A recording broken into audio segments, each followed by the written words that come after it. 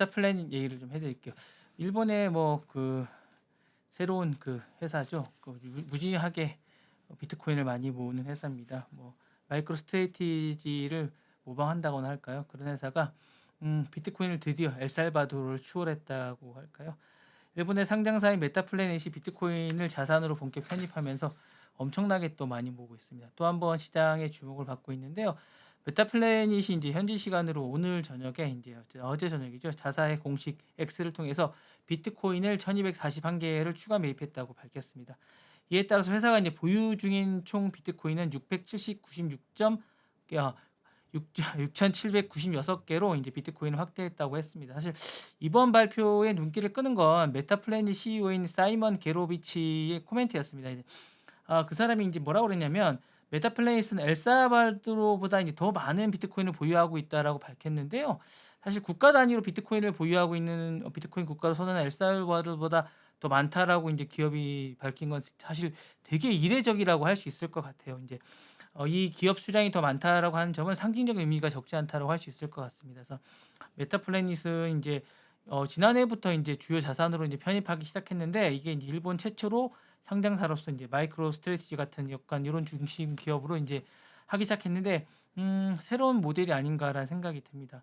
그 전에 이제 일본 내 초저금리란 이런 엔화 약세 이런 것들 때문에 대응 차원에서 준비하기 시작했는데 해당 기업은 이제 비트코인을 일종의 준통화의 대안으로 삼고 있는 게 아닌가라는 생각이 듭니다.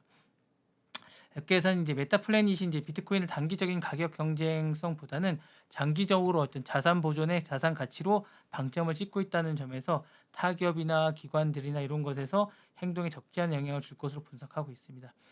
현재 비트코인 가격은 이제 뭐 여러 가지로 이제 가격이 잘 되고 있는데 여러 가지로 이제 상당히 이익을 많이 보고 있는 게 아닌가라고 판단하고 있습니다.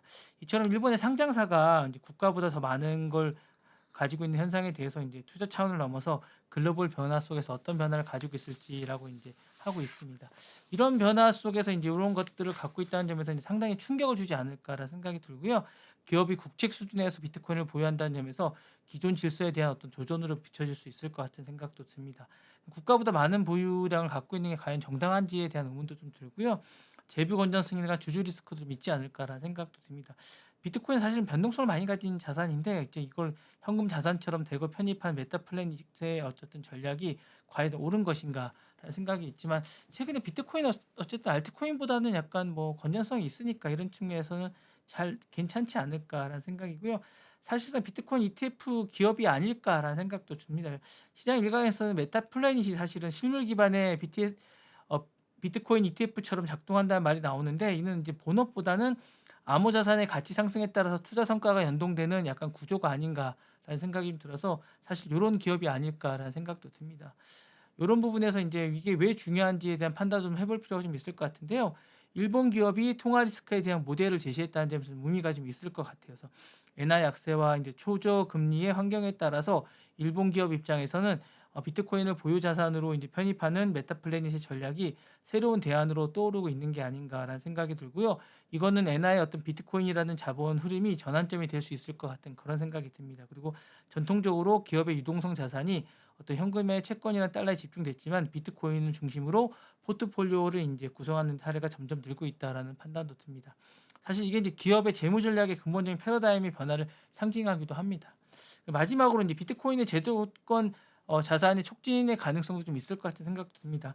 상장사의 어떤 적극적인 어떤 비트코인의 매입은 금융 당국이라든가 회계 기준이나 세제 정책에 직접적인 영향을 미칠 수 있다는 생각 좀 들고요. 일본뿐 아니라 글로벌 기업의 비트코인 편입에 이제 불을 붙일 수 있는 어떤 트리거로 작용하지 않을까라는 생각이 듭니다. 결론적으로 어쨌든 비트코인의 행보는 메타플래닛의 행보는 기본적으로 그냥 단순한 투자 이상의 의미를 가지고 있으면서 국가나 기업이나 개인의 어쨌든 자산 운용에 근본적인 질문을 던지고 있습니다. 향후에 이 같은 행보가 사실은 다른 기업의 전략에도 영향을 미칠 수 있다는 점에서 전 세계의 시장이 주목해 볼 필요가 있는 사안이 아닌가라는 생각이 듭니다.